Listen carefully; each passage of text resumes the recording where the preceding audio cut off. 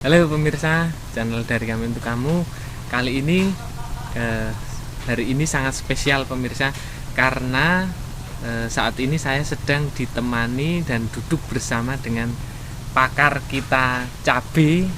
Pakar cabai ini hari ini saya rencananya mau membacakan pertanyaan-pertanyaan dari teman-teman subscriber yang mengalami masalah kendala cabai dan akan dijawab langsung oleh Bapak Sagio. Halo pemirsa. Ini Pak Sagio, kan ada banyak pertanyaan masuk ke video Pak Sagio. Ini mohon jawabannya Pak Sagio.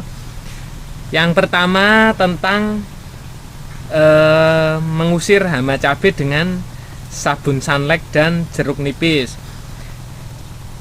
Itu ada pertanyaan, setelah diaplikasikan perlu dibilas lagi atau tidak Pak Sagio? Oh, gini pemirsa, setelah diaplikasikan itu jangan dibilas. Nah, tujuannya apa? Kalau kita bilas, obat-obat tadi tidak menyerap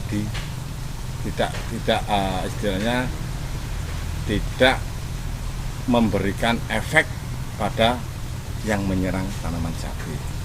Nah, sebaiknya itu jangan dibilas, dan itu nanti diulangin lagi selama seminggu sekali. Seminggu sekali pemirsa.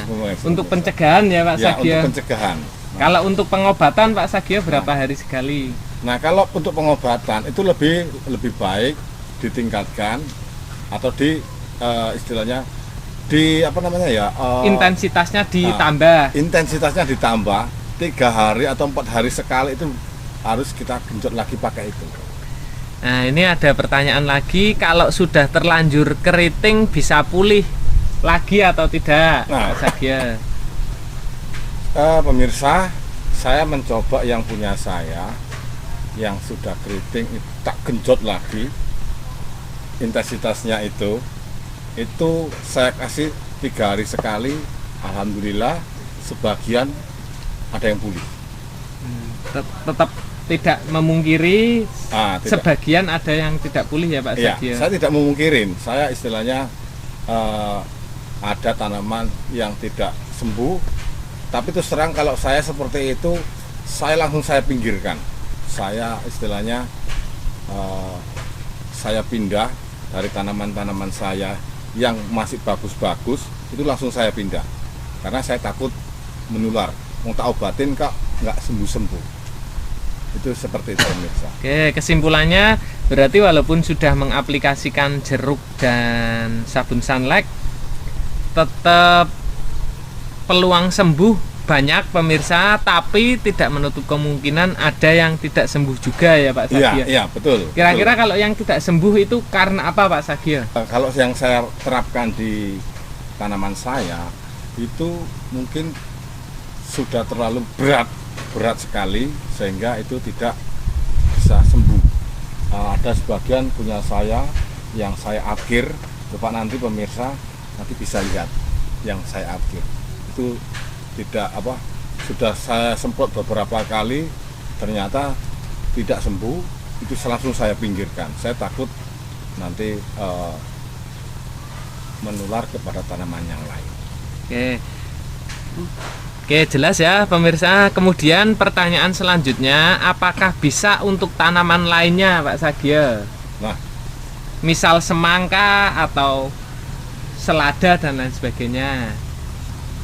kalau untuk tanaman lain saya belum mencoba, tapi kalau untuk tanaman terong, tanaman tomat itu bisa, karena ini satu rumpun. Cabai, terong, tomat itu satu rumpun. Itu saya coba, itu saya ada tanaman terong, ada saya tanaman tomat, saya nyemprot sekalian. Di situ ada beberapa macam, saya kalau nyemprot sekalian semua saya semprot. Dan alhamdulillah itu tanaman saya bagus-bagus. Kalau yang tidak sembuh langsung saya pinggirkan. Saya istilahnya saya akhir dari tanaman-tanaman yang ada, karena tanaman saya semua menggunakan pot dan polybag sehingga prosesnya itu lebih mudah. Mungkin itu pemirsa. Ini ada setelah penyemprotan berapa hari baru bisa dipanen cabai. Cabenya boleh dipanen setelah berapa hari penyemprotan? Menurut saya itu nggak masalah ya Mas ya. Karena mungkin kalau sunlight itu biasanya kan juga untuk mencuci buah. Kalau menurut saya itu aman karena kita tidak menggunakan, tidak ada pestisidanya. Oke, aman ya pemirsa jawaban Pak Sagio. Kemudian ini ada yang bertanya lagi, Pak, cabai saya kenapa bunganya tidak sampai pernah ke pembuahan, selalu gugur bunganya dan bakal buahnya. Ini bunga dan bakal buahnya gugur Pak Sagio, itu kira-kira karena apa? Kalau tanaman saya kan selalu menggunakan pupuk NPK. NPK itu kandungannya sudah komplit N, P dan K. Nah, kalau saya menggunakan pupuk itu 1 minggu sekali. 1 seminggu sekali, hasilnya pemirsa, tanaman saya itu tidak pernah mengalami rontok.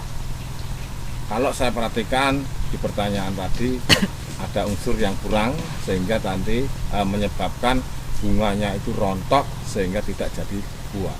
Kalau saya terus terang, saya rutin seminggu sekali harus, supaya tanaman tidak rontok. Nah, ada pertanyaan lagi pemirsa, ini kenapa buah cabai saya buahnya bagaimana supaya cabai saya buahnya bisa 3 kali lipat? Soalnya untuk tanaman cabai yang sekarang itu buahnya masih sedikit, biar cabainya itu buahnya banyak. Ini pemirsa, yang penting yang pertama itu media tanam. Media tanam harus bagus, pupuk kandangnya juga bagus. Setelah itu nanti kalau di tempat saya seperti ini pemirsa, lihat. Ini setiap batang, setiap Percabangan. setiap percabangan ini ada buahnya.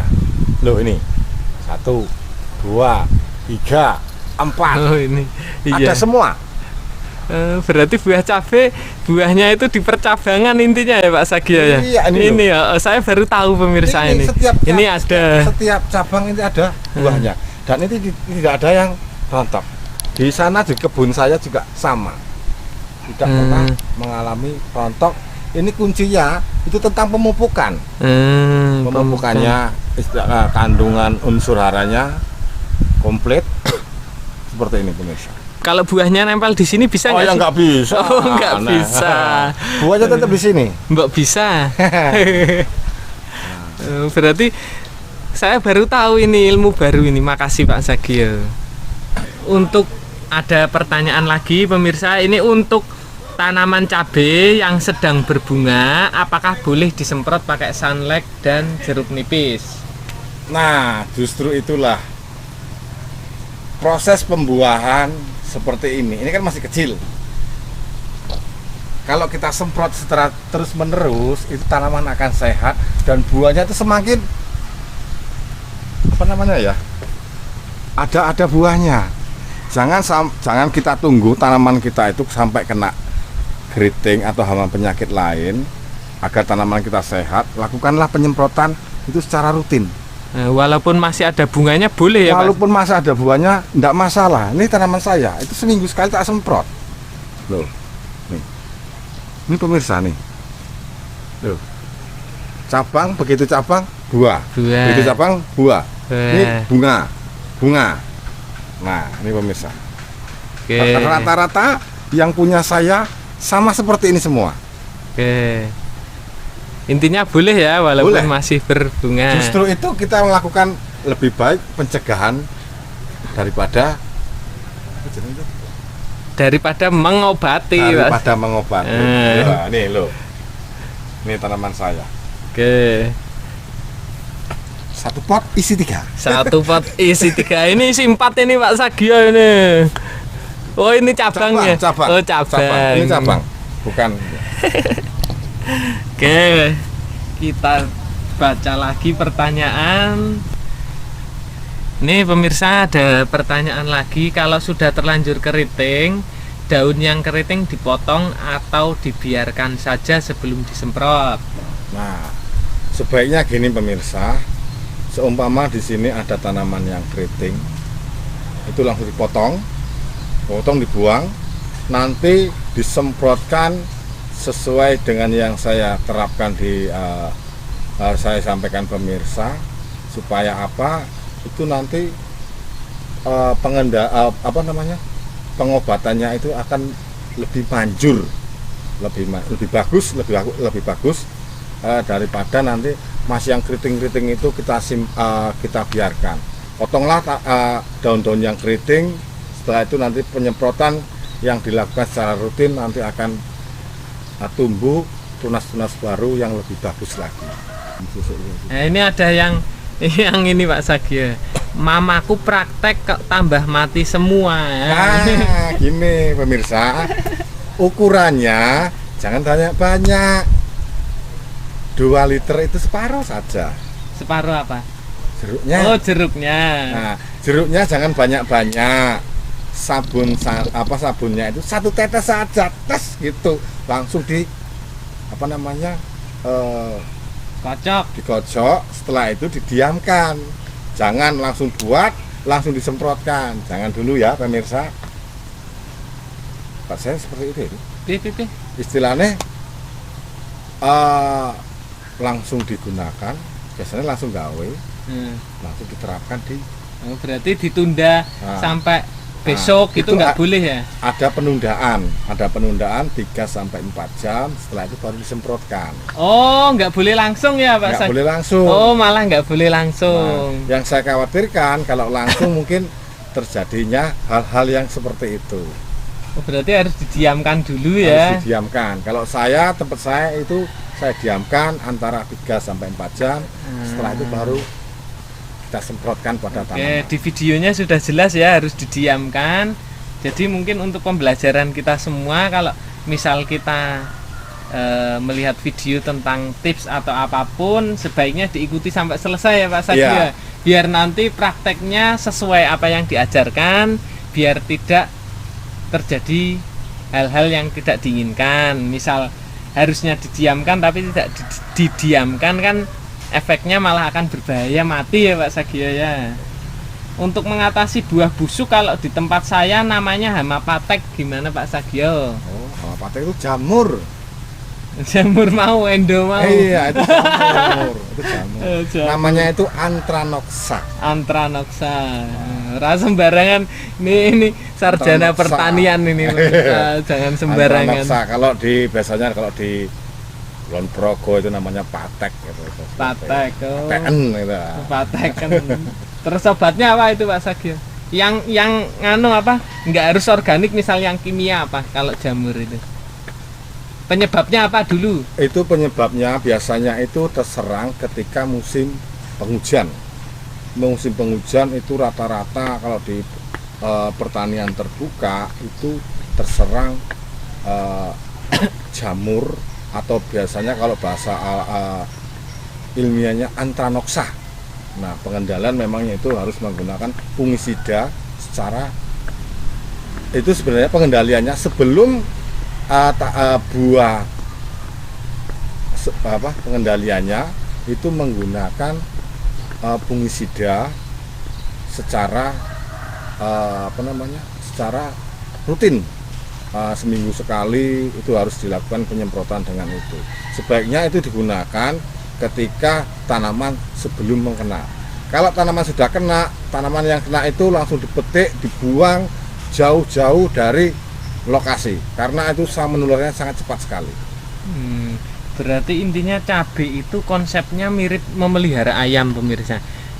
Jadi seperti ayam itu, kalau kita cegah sebelum ayam itu kena penyakit, itu kemungkinan berhasilnya besar. Tapi ketika sudah terlanjur terkena penyakit, obatnya jauh lebih susah ya Pak Sagio. Nah, jadi yang penyemprotan ini juga Pak Sagio menyarankan untuk mencegahnya ya Pak Sagio. Lebih baik mencegah daripada mengobati. Nah, ini Pak Sagio ada yang ini ada kritik pemirsa. Ini ada komentar kritik, sabun atau deterjen termasuk Sunlight gak bagus buat tanaman. Kalau ada yang nyoba dan gosong atau rontok daunnya, itu sudah biasa. Jadi intinya beliaunya menyatakan kalau bahwa Sunlight itu nggak bagus untuk tanaman, Pak Sagio. Terima kasih kritikannya. Saya menerima kritikan itu, tetapi saya akan menggunakan itu hanya sebagian kecil saja. Itu tidak perlu banyak-banyak. Itu untuk merekatkan lapisan lilin pada hama, sehingga hama yang terkena itu akan mati. Kalau nggak pergi. Terus ada pertanyaan terakhir ini Pak Sagio, bisakah dipertanggungjawabkan ini Pak Sagio? Untuk dipertanggungjawabkan, kalau menurut saya sudah mencoba sendiri, hasilnya seperti ini, hasilnya bagus. Mungkin pemirsa bisa melihat tanaman saya yang saya punya itu bagus-bagus semua. Dan tidak ada yang gosong. Dan tidak ada yang gosong, saya lihat sendiri. Teman-teman saya itu pada lihat tanaman saya itu nggak ada permasalahan semua. Kalau menurut saya tidak masalah. Yang penting penggunaannya sesuai dengan yang ukuran takarannya. Sesuai di tutorialnya itu ya sesuai Pak tutorial, ya. Sesuai dengan tutorialnya seperti itu. Oke pemirsa, demikian. Oke pemirsa, demikian Q&A atau kita duduk bersama dengan Pak Sagio membahas masalah kendala-kendala tanaman cabai. Ini sudah kupas tuntas. Kalau kalian masih ada kendala yang belum dikupas, mohon maaf, mungkin lain waktu bisa kita bahas kembali dengan Bapak Sagio. Yang belum bertanya silahkan bertanya. Nomor WA-nya juga sudah ada ya, Sagio, silakan ya. Hubungin WA saya. Kalau pas saya ada kesempatan saya akan balas. Kalau siang saya ketanggapin. Kalau nggak dibalas berarti kalau nggak pas tidur ya pas nanem ya Pak Sagio. Iya. Soalnya Pak Sagio ini hobinya apa ya? Tidur, menanam, makan, habis itu tidur lagi. Oke, terima kasih Pak Sagio. Terima kasih sama-sama Mas Catur. Oke, dadah sama pemirsa.